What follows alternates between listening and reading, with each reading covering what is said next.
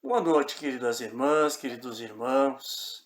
É com muito carinho, com muito amor que voltamos, muita satisfação, que voltamos à Associação Chico Xavier, na tarefa de trazermos um tema para conversarmos nesta noite.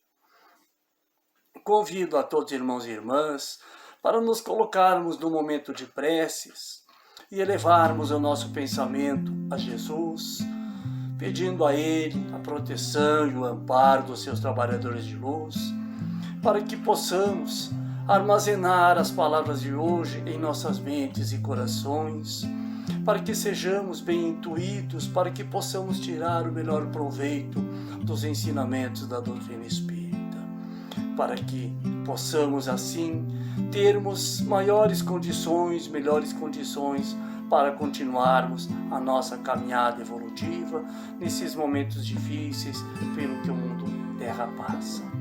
Assim, caros irmãos e irmãs, damos por aberto a nossa palestra de hoje, quando iremos refletir sobre o Evangelho segundo o Espiritismo, capítulo 12, que tem por título Amai aos vossos inimigos.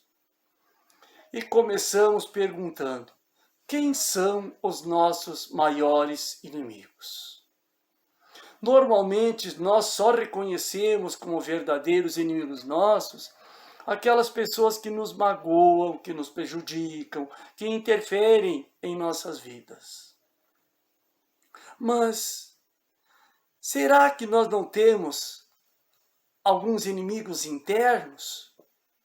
E com certeza não estamos aqui nos reportando a vírus, bactérias, patologias. Estamos aqui nos reportando a outros inimigos internos, aos quais talvez nem sabemos que os temos. E para isso, nós muitas vezes precisamos nos conhecer. E aí nós vamos usar o Livro dos Espíritos, lá na questão 919, quando Allan Kardec pergunta para os espíritos superiores se há condições, se há alguma coisa que possa ser feita para que o homem consiga melhorar-se já em uma existência. E os espíritos respondem a ele através de Santo Agostinho. Um sábio da antiguidade vos disse: conhece-te a ti mesmo. E aí a gente para e pensa: conhecermos-nos a nós mesmos? Será que é nós nos colocarmos em frente a um espelho e olharmos para nós e nos identificarmos nesse espelho? Não. Com toda certeza não é isso que Santo Agostinho nos disse. Santo Agostinho nos disse para nós vendarmos os nossos olhos para a autopiedade, para o vitimismo, para a culpabilidade dos outros com as coisas erradas e ruins que nós pensamos, falamos e fazemos. E assim, quando nós, com os olhos vendados para a autopiedade, para o vitimismo, olharmos para o profundo de nós mesmos, olhar para dentro de nós mesmos, dos nossos sentimentos, das nossas atitudes.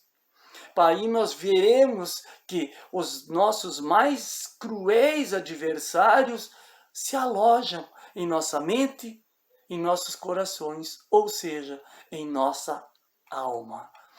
Mas quem são esses tão cruéis adversários? Se nós formos buscar, analisarmos-nos friamente, nós vamos ver que são muitos. Listei 18 em uma lâmina. Com toda certeza teríamos muito mais. Vamos analisar esses que eu listei. E eu não poderia deixar de começar essa lista com o orgulho, que é o pai de todas as nossas não virtudes. É a origem de todos os nossos adversários internos. Dei a sequência com o egoísmo, que é o seu filho dileto. E fui colocando vaidade, medos, intemperança, desânimo, inveja, arrogância, preguiça, ambição, ganância, indiferença, truculência, avareza, luxúria, desinteresse, mau humor. E completei a lâmina com 18 com ódios. E coloquei reticências. Porque, como já referi, poderíamos falar mais alguns minutos de não virtudes que são os nossos mais cruéis adversários. Mas vamos ver, analisar um pouquinho de cada um deles. E começamos então pelo orgulho. E o orgulho é aquele adversário que não nos permite acolher a luz do entendimento, que nos mantém o tempo todo no desequilíbrio.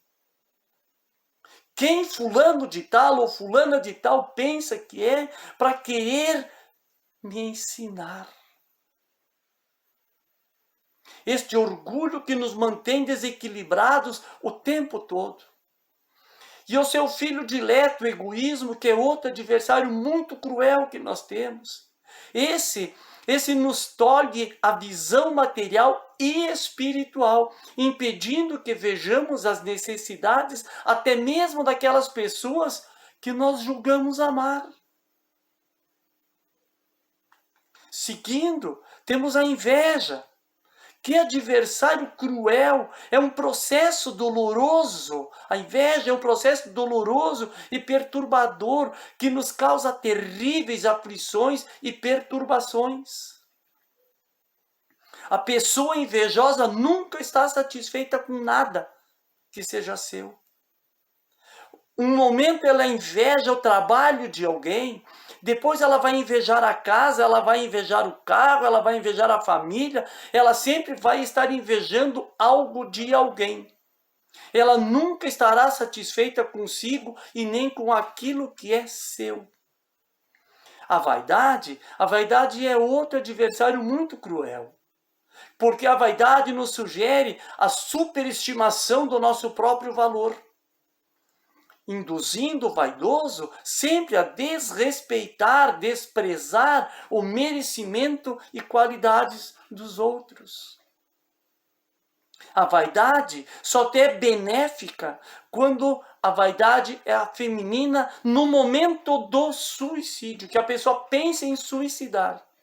Que aí a vaidade feminina não permite que a mulher maltrate seu corpo, danifique seu corpo, seu rosto, seu corpo. Aí então vai dificultar o suicídio. É o único momento que a vaidade é benéfica. A arrogância é um adversário tão cruel que ele patrocina o desrespeito ao livre-arbítrio alheio. Causa menosprezo, indiferença, ofusca o brilho do outro. A arrogância é tão cruel que no Evangelho segundo o Espiritismo, no capítulo 7, item 13, está lá a mensagem sobre a missão do homem inteligente na Terra. Mensagem essa que nos diz que não devemos nos envaidecer, não devemos nos achar mais do que alguém por termos um pouco a mais de inteligência que o outro. A mensagem que vai nos dizer que se Deus nos permite termos nascido em um lar, em um ambiente que nos permite, que nos permitiu desenvolvermos, estudarmos um pouco mais, aqueles que estudaram, não o meu caso, que o meu estudo é bem pequeno, não devemos nos envaidecer, porque o homem mais inteligente da Terra ainda tem uma inteligência mínima em proporção aos seres realmente inteligentes que habitam o universo. Os homens mais inteligentes que habitam a Terra têm um mínimo de ciência perto dos espíritos superiores, que têm todo o conhecimento da ciência. Seguindo, nós vamos ver outro adversário muito cruel, que é a luxúria. E a luxúria, que muitas vezes é confundido com a pessoa apegada ao luxo, não tem nada a ver disso. A luxúria mantém o ser humano numa situação de escravo de entidades espirituais viciadas em desvarios e devaneios e abusos sexuais, porque a luxúria é ligada ao desvario sexual. Ah, mas então o sexo é proibido pela doutrina espírita? Não.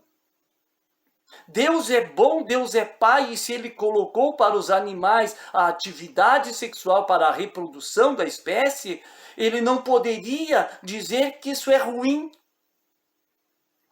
O sexo é muito necessário para a preservação da espécie e até mesmo para o equilíbrio do ser humano. Agora, quando aquela pessoa pensa exclusivamente em viver para as atitudes sexuais, aí está o erro. Aí é luxúria. A pessoa que não consegue ter outro pensamento a não ser a atividade sexual. Aí parte para a tara, aí parte para o erro, aí parte para a parte errada, a parte má da atitude sexual. A intemperança é um outro adversário muito cruel para todos nós. E está lá no Evangelho segundo o Espiritismo, no capítulo 9, itens 9 e 10, com o título de cólera. A intemperança é aquela que nos situa o tempo todo na indisciplina mental. A pessoa colérica, aquela que agride os objetos inanimados, que sai chutando pau da barraca o tempo todo por nada, nos diz o Evangelho que se pudesse essa pessoa se ver nesses momentos, ela teria medo dela mesma, teria vergonha de si, e que está apenas exclusivamente nela controlar-se para poder ter uma saúde física e mental adequada. A truculência, que é um outro nível da intemperança, segundo Emmanuel, que foi o mentor espiritual do Chico Xavier, a truculência é responsável por inúmeros óbitos no mundo. Porque o indivíduo truculento, ele sai do 0 ao 100 em fração de segundos. E o sistema cardiovascular não resiste a tantos embates, a tantos choques momentâneos. Além do que, o truculento é aquele que está o tempo todo tentando agredir aos demais e fatalmente vai achar alguém mais truculento que ele que vai terminar com ele. E o mau humor é outro adversário muito cruel que ainda existe e existe bastante. E diz a doutrina espírita que na maioria das vezes ele representa insegurança. Essa insegurança leva quase sempre à solidão e à loucura. Quem de nós gosta de conviver, de ter que conviver com alguém que esteja sempre de mau humor? Ninguém. A ambição é aquele desejo veemente de alcançar aquilo que valoriza os bens materiais, ou o amor próprio, poder, riqueza, glória, posição social. Ah, mas a ambição é sempre maléfica? Não. Se a ambição for uma ambição regrada, a pessoa que queira subir na vida, queira se melhorar, e para isso ela busca licitamente, sem pisar nos demais, sem humilhar, sem ofender, sem lograr a ninguém, ela vai buscar meios de aprender, de se colocar melhor, sem passar a perna em ninguém, é uma ambição boa. Agora, quando é aquele desejo veemente, eu preciso de qualquer jeito, haja o que houver, aí ela é um adversário muito cruel. A ganância, que já é uma ambição desmedida, ela não se importa na busca dos ganhos, se são lícitos ou ilícitos, ela parte para a usura, usa de qualquer meio para se beneficiar. E aí chega a avareza. A avareza, que é um adversário crudelíssimo para todos nós.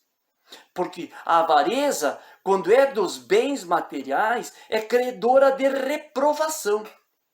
Aquela pessoa que não come para não gastar, não compra uma roupa decente porque eu preciso amontoar dinheiro na minha poupança, eu preciso guardar, eu preciso me fartar de dinheiro. Já é credora de reprovação. Agora, a avareza, quando é de amar, esta sim, essa é digna de lástima. E a avareza de amar ainda é muito vista.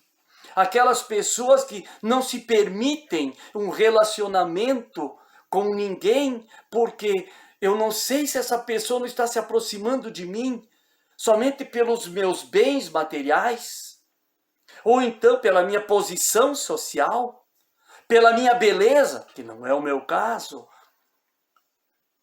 é digna de lástima, com toda certeza. Já o desânimo nos impele aos precipícios da inércia. E a inércia para nós espíritos significa ficarmos para trás na caminhada evolutiva. Essa inércia nos leva ao desinteresse da vida. Deixa a vida me levar, vida leva eu. E vamos ficando, vamos caminhando cada vez, não é caminhando para trás, é marcando passo, enquanto os demais espíritos da comunidade a qual fazemos parte caminham para a frente. E aí vem outro adversário muito cruel, que é a preguiça. A preguiça nos diz, a ciência médica e a ciência espírita é um estado doentio. A preguiça é um estado doentio e é uma porta aberta para as piores obsessões possíveis. O medo, esse é um adversário que nos acompanha desde o início da humanidade. O medo, até um certo ponto, ele é benéfico, porque nos mantém vivos, nos leva a sairmos de situações que poderiam causar o nosso desencarne. Mas o medo, quando exacerbado, quando exagerado, ele vai subtrair as melhores oportunidades de progresso, permitindo agentes nocivos se instalarem em nós, espíritos, e corroer as nossas energias, a depredar a estabilidade mental do indivíduo. E o medo nos acompanha, como disse há pouco, desde o início da humanidade. Quando nestas horas noturnas não havia a luz elétrica. Quando vivíamos no máximo aos pares. Um macho e uma fêmea. Não era um casal porque não havia sentimento. E casal presume-se sentimento, amor. Havia o instinto de conservação, de preservação da espécie. Este medo que vem nos acompanhando e agora, neste momento difícil que aqui no mundo Terra estamos passando, foi inculcado ainda mais medo em nós. Para quê? Para que nós continuemos cada vez mais escravizados daqueles que querem nos dominar. Jamais devemos nos esquecer que somos filhos de Deus e que se Deus não permite que caia uma folha de uma árvore, um fio de cabelo da cabeça daqueles que têm cabelos na cabeça, sem o seu consentimento, Ele não vai permitir que nenhum de seus filhos desencarne de uma forma que não esteja programada, a menos que este seu filho contrarie toda a lei divina e cometa o suicídio. Mas aí não é com a permissão de Deus. Aí é contrariando a lei divina. Mas também não podemos confundir, não termos medo com termos euforia exacerbada. Não, se eu tenho uma programação reencarnatória, eu vou desencarnar do jeito que for, eu vou me meter na frente de um sururu de facão, de bala, de revólver, porque eu não vou morrer. Aí é suicídio. aí é suicídio. Precisamos ter coragem para enfrentarmos as situações, como essa que aí está. Não podemos deixar de viver, desistir, de abraçar os nossos pais, aqueles que ainda os têm. Não é o meu caso, novamente. De abraçarmos os nossos filhos, os nossos amigos, com toda certeza, porque quando deixamos de conviver com aqueles que amamos, baixamos a nossa imunidade corporal. E aí sim, somos passíveis de contrair não apenas esse vírus que aí está, qualquer outra moléstia que pode nos levar ao desencarne. Tomemos as providências, mas não deixemos de viver. A indiferença, que é o contrário do amor, porque quando nós perguntamos, quando a gente conversa com as pessoas e pergunta o que é o contrário do amor, as pessoas normalmente dizem o ódio. E não é o ódio. O ódio não é o contrário do amor. O contrário do amor é a indiferença, que é uma doença crônica, que causa sofrimentos e mata. Vamos ter a certeza disso? Vamos pegar o Evangelho segundo o Espiritismo, lá no capítulo 15, itens 1 a 3, na parábola do bom samaritano. Quando Jesus diz, eis que um homem descia de Jerusalém para Jericó, e foi tomado por ladrões que o assaltaram, o espancaram até quase a morte, o despiram e deixaram jogado na beira da estrada. Acontece que por esta estrada também descia um sacerdote, que vendo o homem caído, passou de lado. Da mesma forma também descia por essa estrada um levita, que também vendo o homem caído, passou de lado. Jesus não disse que o sacerdote, que era o maior profundo conhecedor da lei divina a este tempo, e que o levita, que conhecia tanta lei quase quanto o sacerdote, olharam com ódio para a pessoa caída. Eles olharam com indiferença. Não importa quem que está caído ali. Eu vou passar de lado. Não é eu que está caído ali. Mas Jesus segue dizendo, mas eis que estava de viagem por esta estrada um samaritano, que vendo o homem caído, compadeceu-se dele, teve misericórdia, desceu de sua montaria e tratou dele.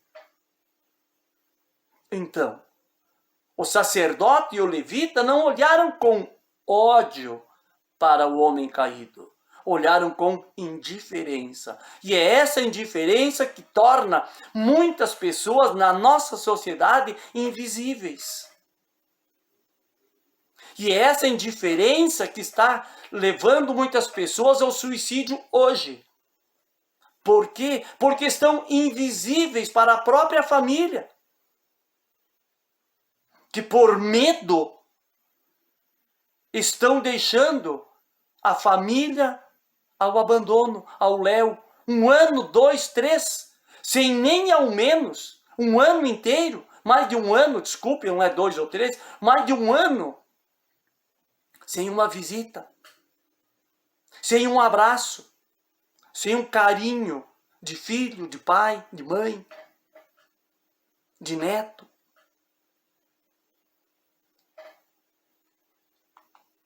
E para nós encerrarmos os nossos adversários, o ódio.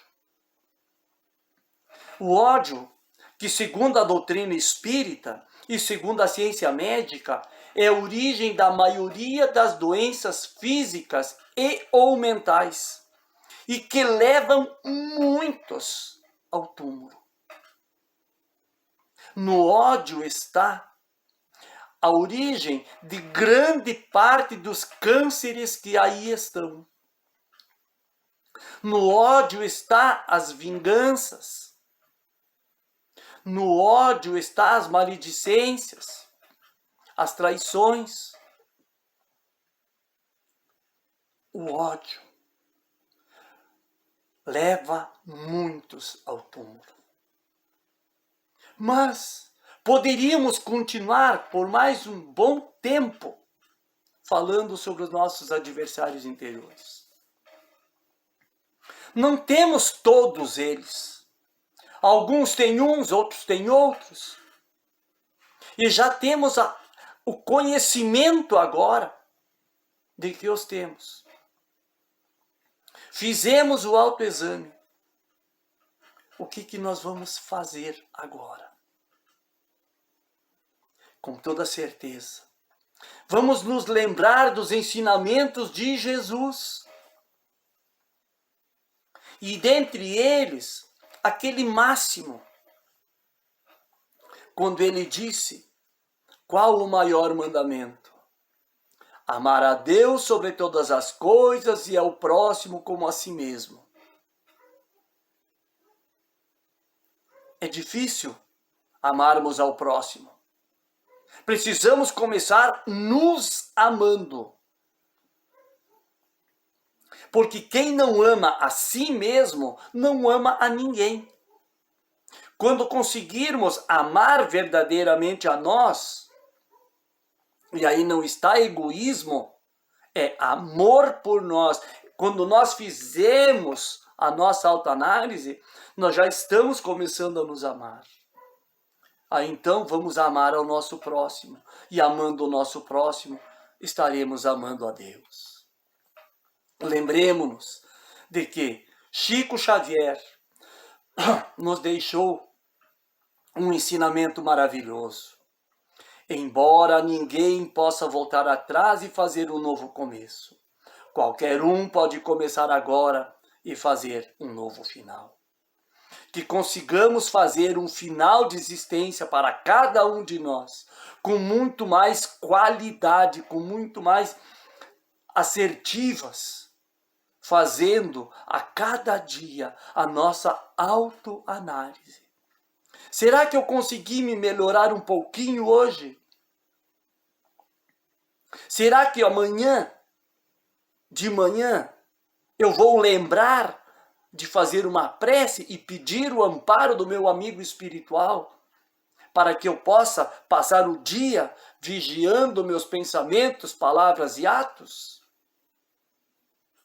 Em meados dos anos 60, 1960 e bem pouco, foi eleito como Papa Católico Apostólico Romano João 23, o Papa bom.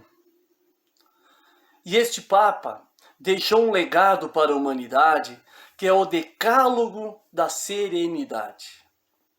E muitos se perguntam: Ciro, mas você usa um ensinamento católico junto na doutrina espírita? A doutrina espírita não tem nada contra religião nenhuma. Muito pelo contrário. Podemos e devemos e podemos usar os bons ensinamentos de todos os outros credos religiosos.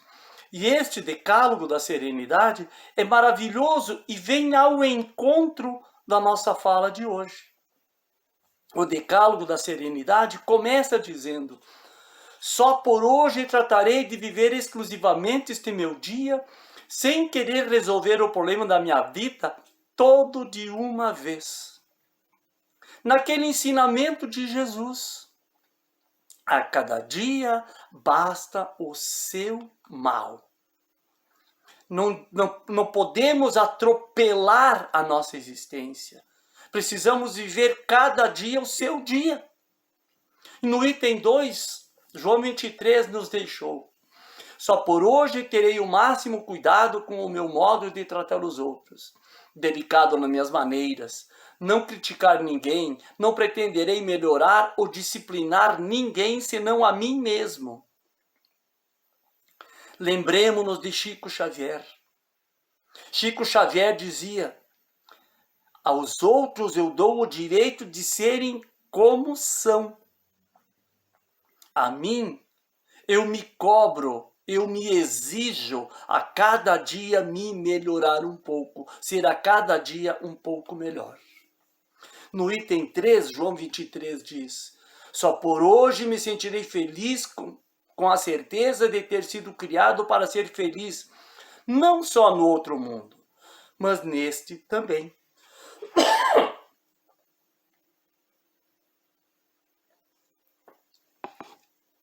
É o nós sabermos que felicidade total, felicidade ampla e irrestrita, não é para este mundo.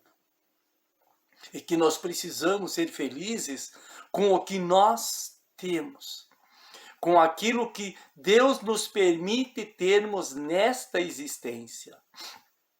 No item 4, João 23 nos deixou: só por hoje me adaptarei às circunstâncias sem pretender que as circunstâncias se adaptem todas aos meus desejos. Nos lembrarmos que o mundo, o universo, não gira em redor do nosso nariz ou do nosso umbigo. Nós somos uma nanoparte do mundo Terra, que é um dos mais pequenos planetas existentes no nosso sistema solar. No item 5, João 23 nos deixou: só por hoje dedicarei 10 minutos do meu tempo a uma boa leitura, lembrando-me que, assim como é preciso comer para sustentar meu corpo, assim também a leitura é necessária para alimentar minha alma. Nós temos tempo para tudo. Para o Zap, para o Face, para Instagram, para Telegram, para todas as redes sociais, para televisão, para tudo. Temos 10 minutinhos para ler uma página evangélica. Temos 10 minutinhos para meditarmos sobre uma prece. Precisamos alimentar esta alma. No item 6 do decálogo está: só por hoje praticarei uma boa ação sem contá-la a ninguém. Jesus nos disse que tua mão esquerda não saiba o que dá a mão direita. No item 7, ele vai nos dizer: só por hoje farei uma coisa que não gosto, e se for ofendido nos meus sentimentos, procurarei que ninguém o saiba. O deixarmos de sermos vítimas, o deixarmos de nos vitimizarmos por tudo e por todos. No item 8, só por hoje me farei um programa bem completo do meu dia.